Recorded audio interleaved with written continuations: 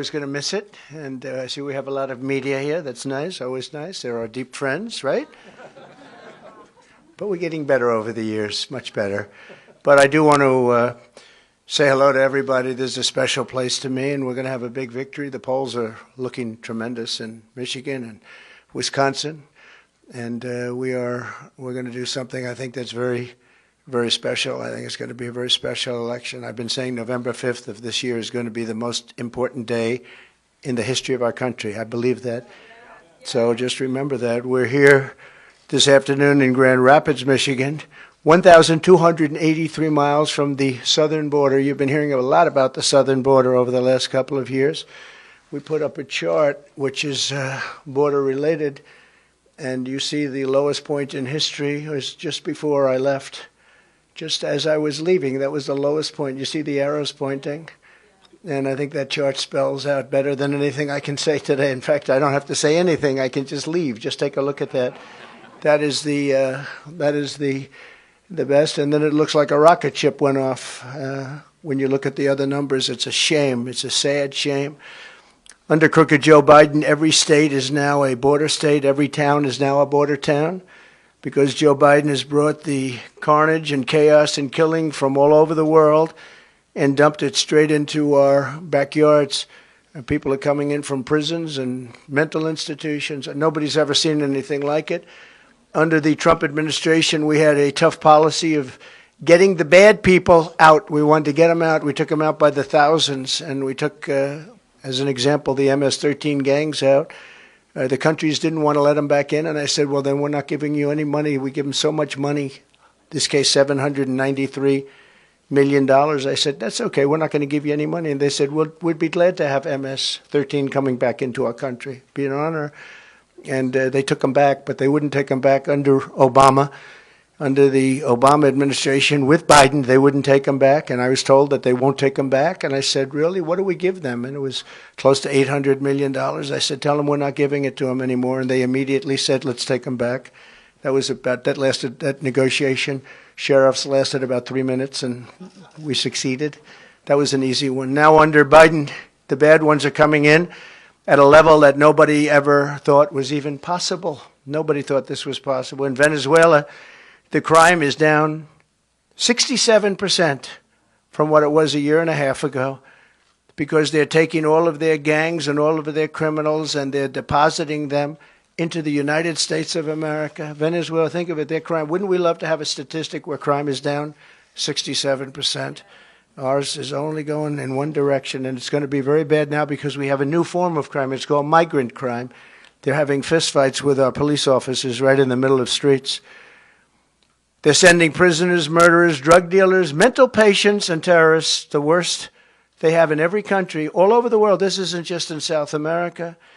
They're coming from the Congo, from Yemen, from Somalia, from Syria. They come from all over the world, China. Many of them are military age, which is a very strange. You don't see very many women coming in, and you see a lot of them coming in about 19 to 25, 26 years old, and especially from China. We have 29,000 over the last few months, 29,000 from China, and they all seem to be perfectly fit for military service, ready for military service. It's crazy. This is country changing, it's country threatening, and it's country wrecking. They have wrecked our country. But I stand before you today to declare that Joe Biden's border bloodbath, and that's what it is. It's a bloodbath. They tried to use that term incorrectly on me 2 weeks ago. You know, it's all about misinformation. That's all they do is cheat on elections and disinformation, misinformation, fairly closely related, those two words. But they basically mean that it's all talk, but it's a border bloodbath, and it's destroying our country. It's a very bad thing happening. It's going to end on the day that I take office, which will be January 20th. It'll end. And thank you. I want to thank members of Congress. A lot of great congressmen are here, warriors, really. They've fought with me for a long time. John James, John Molinar, and Jack Bergman. They're great friends of mine, and they love your state. They love your state. I want to really thank and congratulate, because this guy has gone like a rocket ship. I've never seen it. Well, I have a couple of times. We've got a lot of people elected. Those endorsements are pretty good. But, you know, you still have to endorse the right person. Otherwise, it doesn't work. And your next U.S. Senator, Mike Rogers, who's going to be fantastic, wherever Mike is. Wherever Mike is. Thank you, Mike. Thank you, Mike. He was a great congressman. He was a tough guy, too. He had one little sabbatical. He went to CNN for a little while, and it's okay. You know, they say got to be. But other than that, he's been great. Well, that's good, because now you'll get a few of the more moderate people who are being nice. But he's a very respected person. He's the one we wanted. He's the one that decided to do it, and he's going to be I think he's going to be a fantastic U.S. Senator, always respected at the highest level. And he was always fair to us, too. When he did his television thing, he was always fair, strong, fair. I also want to thank Michigan Senate Republican leader Eric Nesbitt. Where is Eric? I think you're around here someplace, Eric. Good. Great job you're doing, Eric. Michigan House Republican leader Matt Hall. Matt. Good. They stand right in the middle, those guys. Former Detroit Police Chief James Craig. Good guy, too. Good guy. Good guy. Knows his way around and has done a great job. Thank you very much. We have great support. I think he just supported Mike, actually, didn't he? Did I hear that? That's a big endorsement. That's a great endorsement. Thank you, James. Second best. Yeah. Well, thank you. Actually, Mike went up 61 points. Can you imagine that? He went up 61 points, and that's really that's quite a raise. It went up in one night, and I think that primary is over. I think he's focused now on the Democrat, and the Democrat's a radical left lunatic, and doesn't represent what Michigan stands for. I can tell you, doesn't represent the auto workers. Wants to do the all-electric cars all over the place that are all going to be made in China, and very bad. So I think that Mike Rogers is going to have tremendous success against her. Former Michigan Attorney General Bill Schuette, and thank you, Bill, very much. Thank you. And many other distinguished guests. We've got a lot of people here, some ex-congressmen, some congressmen. I'm not going to go into it because we want to get down to business. We want to just get our country going again. We want to get the border closed, or we want to have people come into our country but come in legally, right? Legally. Moments ago, I met with an incredible group of local law enforcement leaders to discuss how Michigan communities are being ravaged by a new form of crime, and that's the migrant crime that we name it. It should be called Biden migrant crime, but that's too long. But you'll always remember it was Biden that gave it to us. 11 days ago, right here in Kent County, a 25-year-old Michigan woman named Ruby Garcia, who's become a very well-known name, beautiful young woman, was savagely murdered by an illegal alien criminal. Under the Trump administration, this monster had been deported, thrown out of the country, wasn't going to be able to come back because you just have to look at the charts. It was very, very hard to get in. But he came back, and we threw him out of the country, and crooked Joe Biden took him back and let him back in and let him stay in, and he viciously killed Ruby. The illegal alien charged with Ruby's really heinous killing, and this is somebody that had many, many arrests, including for some very bad crimes that he committed, and he was set loose to roam our streets, and in this case, set loose to roam in Michigan by politicians that are left and weak and stupid. On March 22nd, he shot 17-year-old Ruby. Actually, she was a beautiful, beautiful young woman. Ruby Garcia was shot multiple times with an illegally obtained handgun. Her body was dumped on the side of a highway, left to die, actually. Had a little life left to die. And Ruby passed away, and it's been a big story because it's so horrible. Some of these horrible stories, there's so many of them, you could go on for days, but some of them just, they resonate so much more for whatever reason. They were all so horrible, and there's so many of them. Now Ruby's loved ones and community are left grieving for this incredible young woman, remembering what they called her. They said she had just this most contagious laughter, and when she walked into a room, she lit up that room. And I've heard that from so many people. I spoke to some of her family.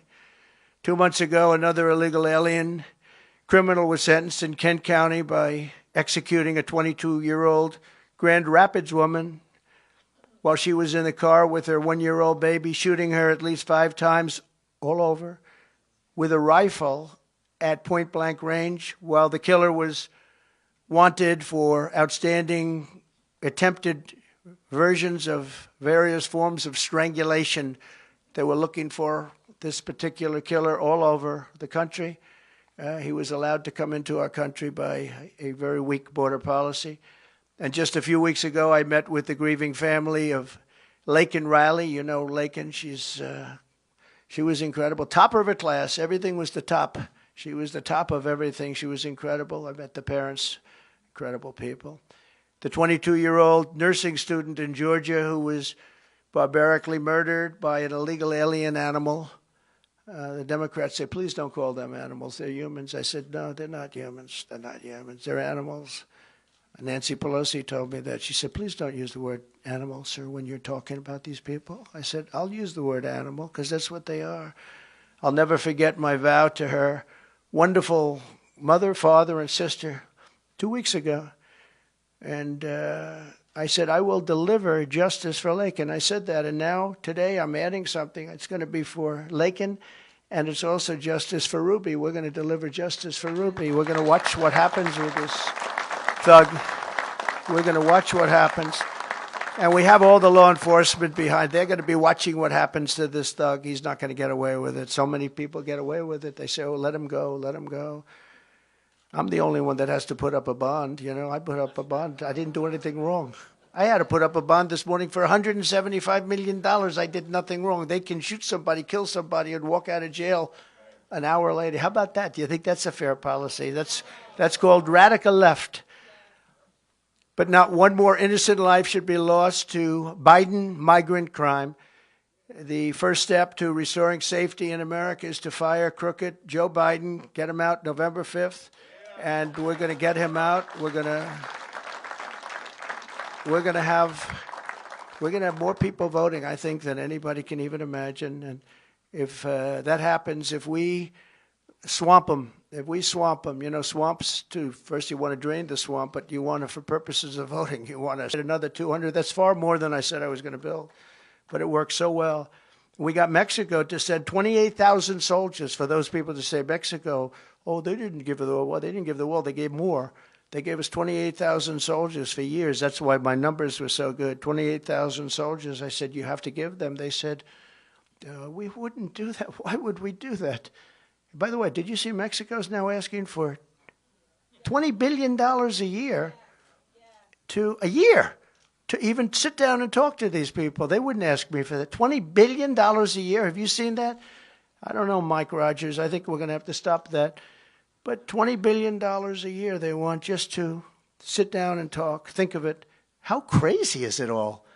Where have we come? But they said, no, we won't give you soldiers. Why would we do that? Oh, he said, yes, you will. Oh, you're going to give me the soldiers. No, we will not do that. Of course, you know, that's what you'd say. That's what I'd say. You will do it 100%. I will do anything you ask, including I will make a really major bet. You will do it. The 28,000. Nope, we won't do it. I said, here's the story.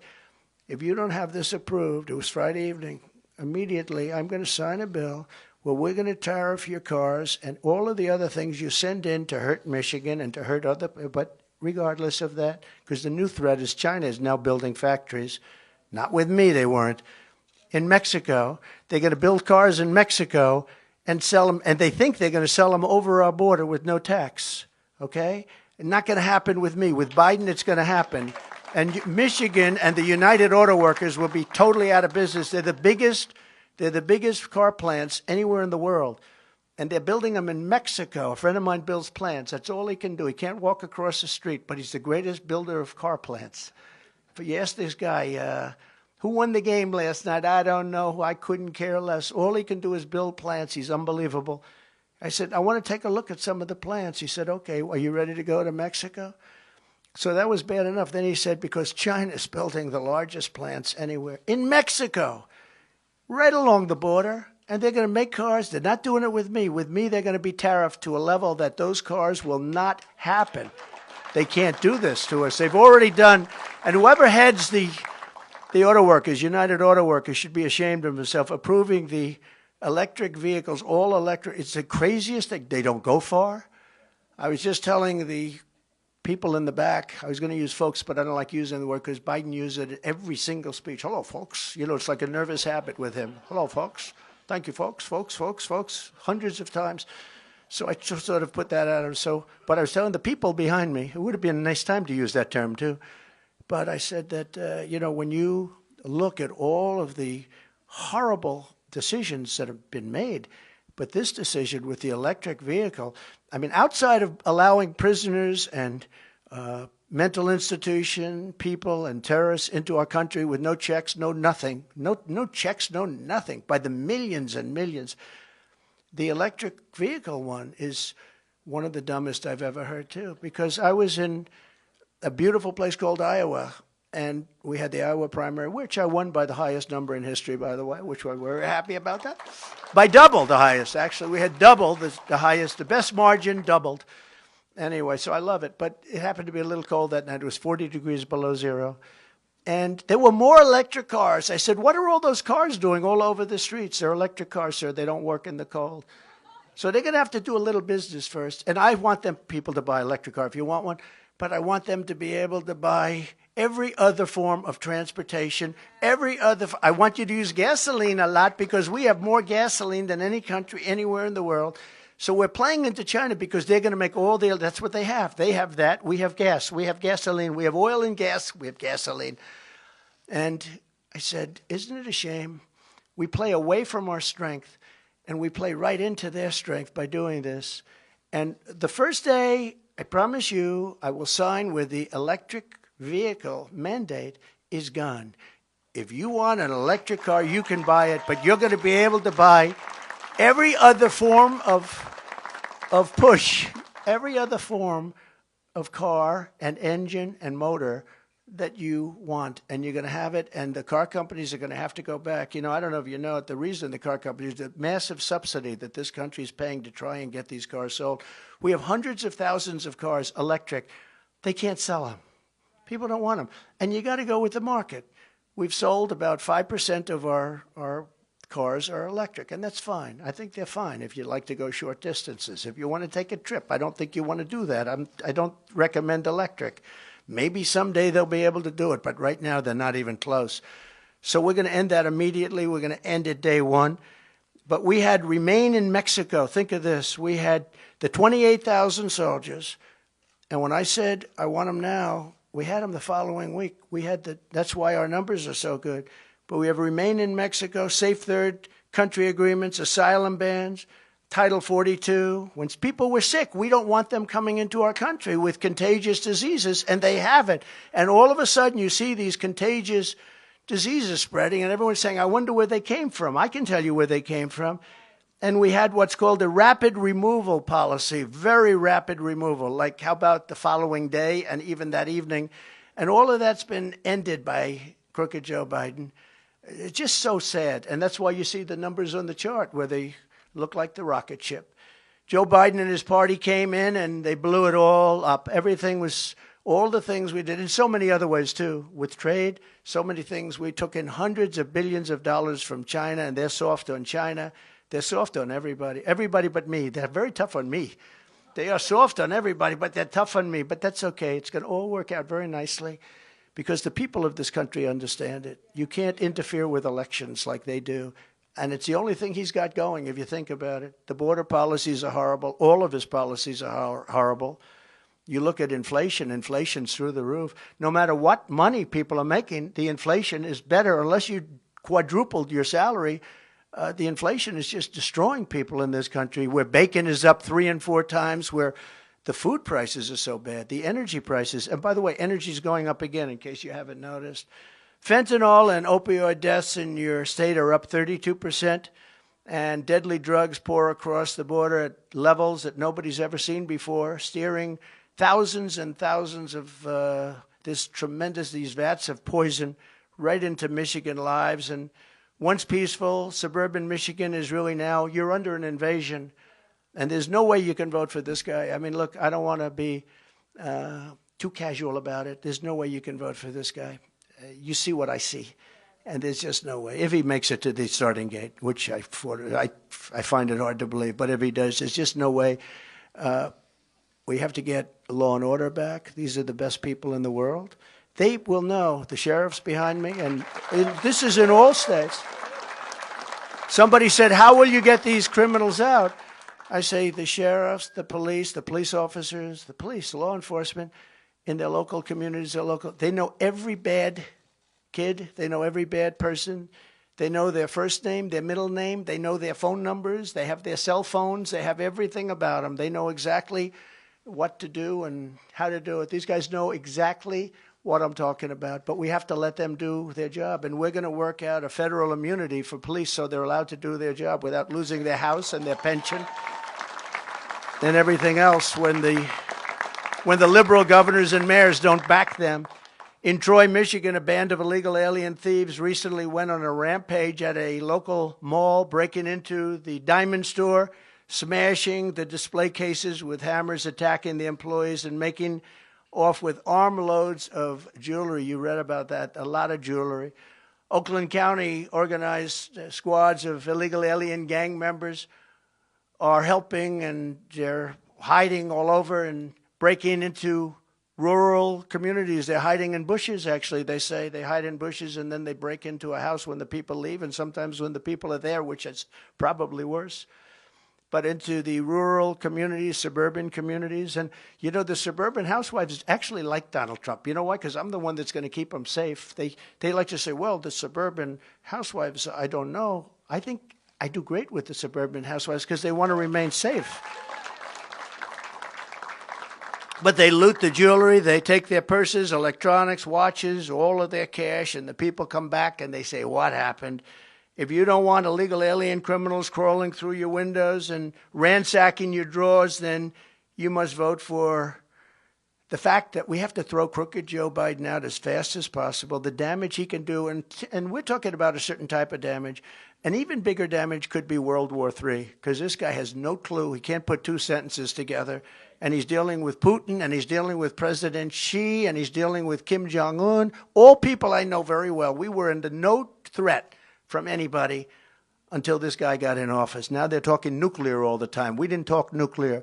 I rebuilt our nuclear power to a level that nobody has, but you don't mention it and you don't talk about it. But now Putin's talking about it, and now Kim Jong-un again is talking about it. You had 4 safe years. You were safe because they respected your president and they respected the United States of America. And now you're not safe, I will tell you. We could end up in World War III with this lunatic.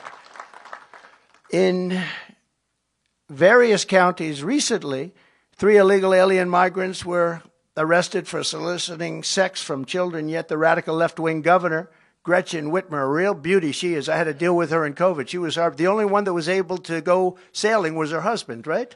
Her husband went sailing, and everybody else is locked in their house. How did that work out? Not too good. But she's now pushing Michigan families to accept $500 a month to take illegal aliens into your homes. They don't say this for our veterans that are on the street. They don't say this for other people, but they say it for migrants coming in because they want them to vote, probably. In other words, Biden and Whitmer are stealing your money to give free housing to illegals and then asking you to quarter these people, put them in your homes and feed them and do everything else. And it's just, the whole thing is so crazy. And she's a terrible governor, by the way. Your streets are bad. Everything's bad. She used to come to the White House. She was so nice, and then she'd go say, I don't like that man. I say, wait a minute, I was very nice, wasn't I? But when I'm president, instead of asking you to cram illegal aliens into your homes, I'll tell you that the illegal alien trespassers, they must go back to their homes. They have to go back because no country can withstand this invasion. There isn't a country in the world that can, I don't care how much money. And we don't. We owe $34 trillion. There's no country in the world that will withstand the cost of this, and maybe more important than actual dollar cost, the cost that it's doing. It's wrecking our civilization. It's destroying our country. On day one, I will seal the border and will begin the largest domestic deportation operation in the history of our country. And if other countries say they won't take them back, we're not going to take them back. I will say that, yeah, here they come. You're just going to hold on to your britches, because here they come. They're coming back. Congratulations. And if you don't think these countries send them, and they send the people, by the way, that they want out, they're not sending their finest. They're sending people that they want. That's why they come out of jails and prisons. That's why they come out of the mental institutions and insane asylums. Human trafficking now is at mostly women, is at the highest level. We had it went to the lowest level in 37 years. I had it down to the lowest level in 37 years, and now it's at the highest level ever. And this is human trafficking, mostly in women. We will stop the plunder, rape, slaughter, and destruction of our American suburbs, cities, and towns. We will end deadly sanctuary cities immediately. I will shift massive portions of federal law enforcement to immigration enforcement, and we will impose a naval blockade on the cartels, and we will hit the cartels very hard, but we're going to impose a naval blockade, because when the land gets clogged, you know, these are rather smart people. They go this way with the boats. They have some pretty good boats, too. Tell you, they have a lot of money. They have unlimited money. The money they've made more money than the corporations that you read about on the covers of the magazines. Don't make the kind of money these cartels are making. Now I'd like to invite some of the heroes, really, law enforcement professionals here to speak, say, for just a few minutes, the Biden border bloodbath. They want to talk about it, and we will talk about it. Our country is in trouble. We're a nation in decline. We're not going to let it happen. We've got to stop it. We've got to win on November 5th, and it's all going to stop, and it's going to stop very quickly. Thank you very much. If I could, I'll ask Police Officers Association of Michigan, President James Tiganelli, to come up. He's a fantastic man, respected all over the country. Thank you. James, please.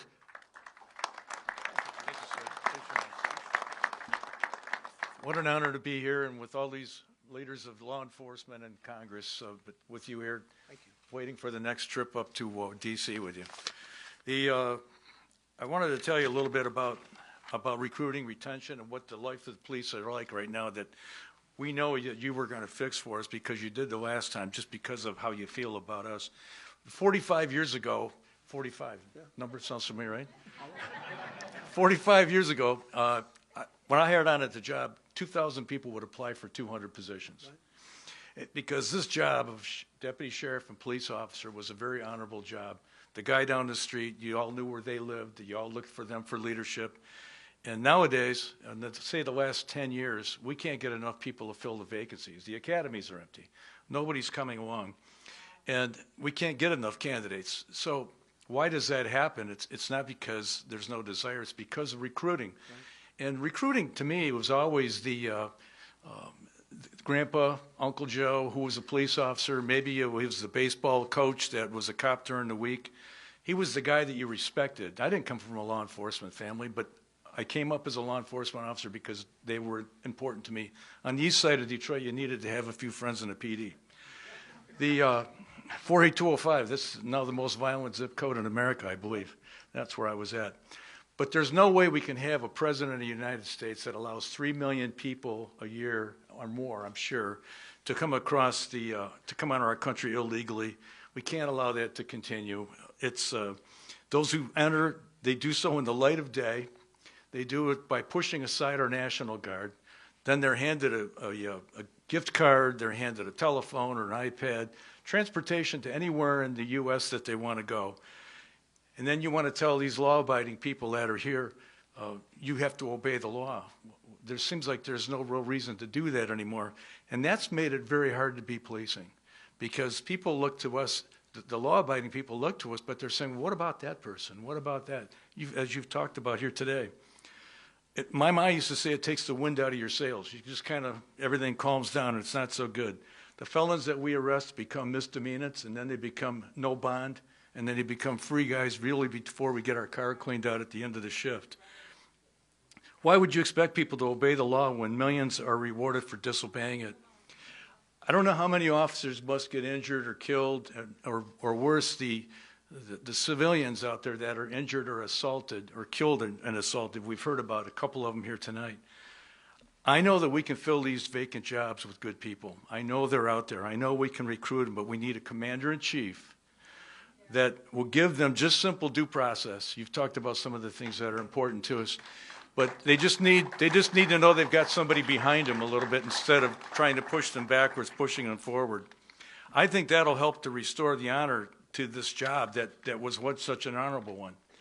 I can promise you that our guys will put that suit on and go out and do the job for you. They really will, and they'll be better for all of the people in this room when that happens. We always were what stood between law-abiding citizens and chaos. You hear about it all night. You've talked about it here today.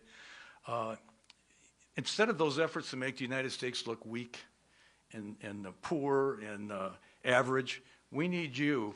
We need you to make America look great again. And I know you have that. I know it's there. Last week when you went to New York and you attended the viewing of Jonathan Diller, I just wanted you to know that brought honor to every police officer, every deputy sheriff, every law enforcement officer, wherever we were in this country. When we saw what you did, it was like, that's cool. That's us. That's a boost for all of us. It's so good. I hope that you'll consider with the Congress and the Senate here that we have that you'll support legislation to make a death penalty for killing a police officer while on duty. And I'll leave you with this. We supported you. We endorsed you in 2016. We were the first guys in Michigan. And you sent me a little video, and we still have it. We were proud to do it. We were there in 2020, and I'll tell you, we're here in 2024, and today, on behalf of 12,000 law enforcement people that the Police Officers Association of Michigan represent, we want you to accept our endorsement for President of the United States. Very important. You got it. Thank you for the time. Thank you very much. Wow. Thank you very much.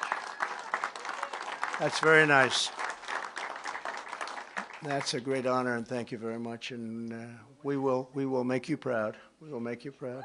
I do want to thank the family because I met with Stephanie. That's Jonathan's beautiful wife, Jonathan Diller, and I met with the whole family. These are incredible people. What happened to Jonathan should never have happened, and they were just devastated. But the spirit and the love and the numbers of police that were there, and firemen, firewomen, the number of people that were there was incredible. It just was incredible, but that's an incredible family, so we send our love. I said to Stephanie, he will not have died in vain. So, but I thank you very much for the endorsement. Thank you. So, if I might, we're going to do this very quickly. Sheriff Daniel Abbott, as you know, Van Buren County, highly respected, and he's going to say a few words. Thank you, Daniel. So I'll make this pretty brief. I was asked to hit on how the open borders are affecting us here in southwestern Michigan. Our county is actually on the southwestern part of Michigan, only Berrien's below us. I ran some numbers yesterday in our jail facility. 40% of our inmates in our jail in Van Buren County have out-of-county residency. Out of the 40% that do not live in our county that we're feeding every day, 10% of those have addresses from Mexico or Guatemala. Put that in perspective. We are a rural community. 10% of the folks in our jail are from Mexico or Guatemala. They're not in our jail by coincidence. We didn't just see them walking down the road and saying, you know what, I don't think you belong here. They're in our jail because they committed crimes. If you look at the heinous crimes that they committed, the one that really jumped out at us is all the violent sex crimes. And it's not just against adults. It's against our children as well in our community, and that's appalling. To go even further on that, with the open borders the way they are, when President Trump was in office, our narcotic unit was buying a ball of meth, which is 3.5 ounces of meth, for $300 to $350 for a ball. As of this past week, a ball is $85 because the market's flooded by the tons coming across the open borders and semis. And when I say tons, I mean tons. It used to be a thing of the past, or it is a thing of the past, folks doing making the meth in their own residences. They don't do it anymore because the cartel's bringing it in by the tons. They're not having to make it inside their residences, hence the cheap amount that's going out and the amount that's on the street. It's disturbing. I've got a few bullet points I want to really drive home to you folks. Career law enforcement officers have faced incredible challenges these past 4 years for several reasons. The drastic rise in fentanyl as well coming over the border has touched just about every family in southwestern Michigan. You guys all see it on the news on a regular basis, all the ODs and domestic situations that we handle in law enforcement. We handle roughly 2 overdose deaths a week in our county. Keep in mind, our county is only 76,000 population. So at least twice a week, we're handling those. And those are numbers I ran yesterday. I just didn't make those numbers up. That's disturbing. It's getting in our schools. It's getting in our children's hands. It's very disturbing. It's killing our kids. It's poisoning our communities. It's making the jobs of law enforcement professionals much more difficult. The open southern border is the heart of lawlessness and crime you're witnessing. Make no bones about it. We need leadership at the national level that is willing to solve this crisis. President Trump, without a doubt, is the leader we need to get the job done and get America safe. Thank you.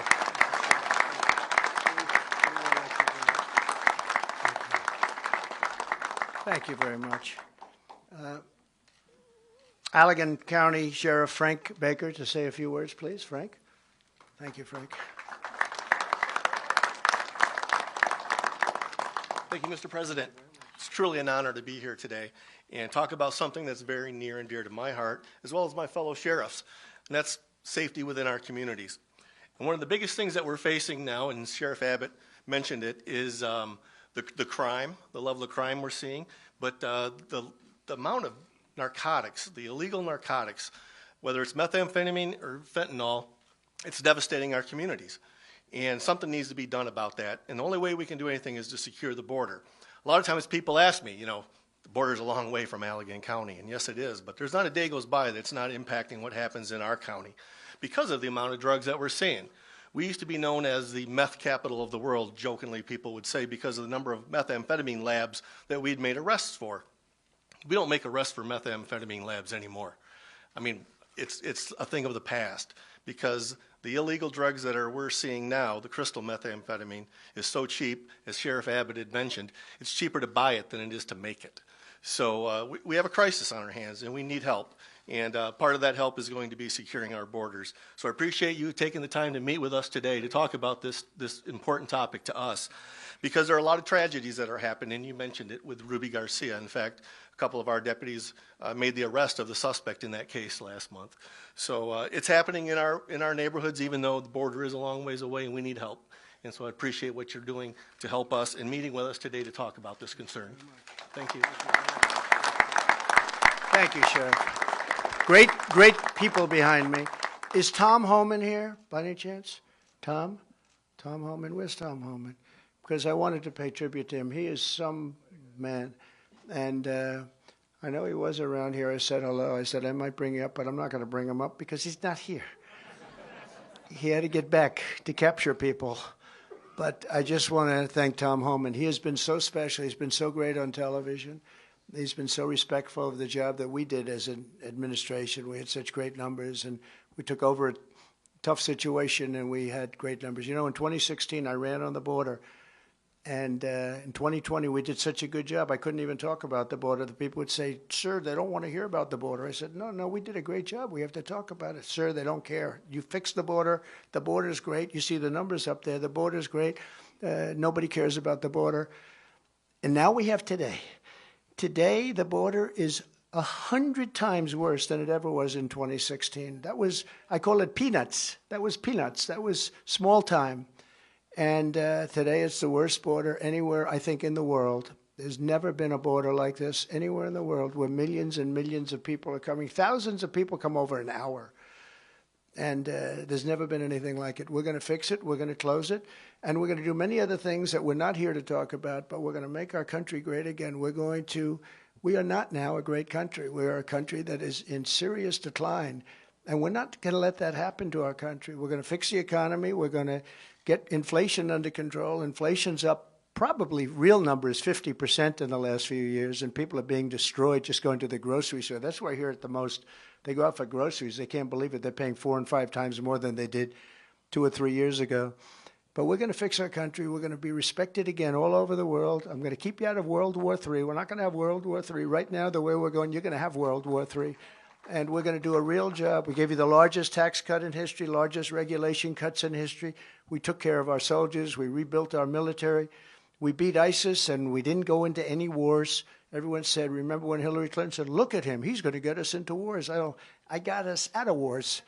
And but we knocked out ISIS, and we knocked out everything we had to do, and we rebuilt that military to a level. Unfortunately, he gave a lot of it away to Afghanistan. But as much as it was a small portion compared to what we did. We rebuilt our entire military, and I'm very proud of it. We have a great military. They're not woke like people think. A couple of people on top are. They'd like to be, but we're not. Our military is amazing. What they did with ISIS, it was supposed to take 4 years, and it took me a couple of months to knock out ISIS, 100%. Do you remember I had it down to 97%, and the media started saying, sir, it's not 100%. I said, I've got problems. I better do it. So we took a few more weeks, and we got it down to 100%, and they admit it. And just one of those things. But the people behind me are incredible people. They're heroes. They're heroes. And you have a couple that are going to be elected very soon, and they're going to do a real job. They love Michigan. They love the country, and they're going to do a real job. It's an honor to be here. I'll be back a little bit before November 5th. I'll be back as many times, because this is a very important state. You win Michigan, you win the election. You win Michigan, you're going to win the election. And so we'll be back, and we'll be back to Wisconsin. I'm heading for Wisconsin right now, and we're going to be back there quite a bit too. We're going to put it all out, because if we don't win on November 5th, I think our country is going to cease to exist. It could be the last election we ever have. I actually mean that. We don't win. I think this could be the last election we ever have. That's where our country's going. So I just want to thank you all. Thank you very much. And I just want to thank you all very much. It's an honor. I'll see you soon. And again, give these people a big round of applause. Thank you very much. Thank you.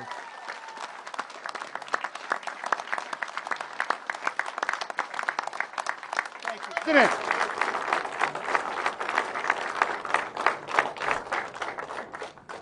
Mr. President, do you support the 6-week abortion ban that the Florida Supreme Court just upheld?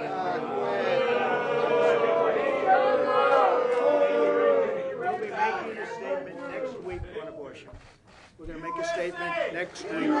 What would you tell Prime Minister Netanyahu? USA! USA! USA! USA!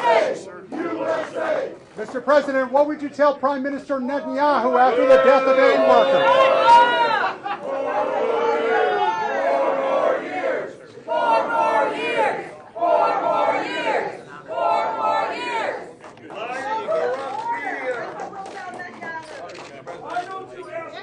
Mr. Trump, do you still think a 6-week abortion ban is terrible?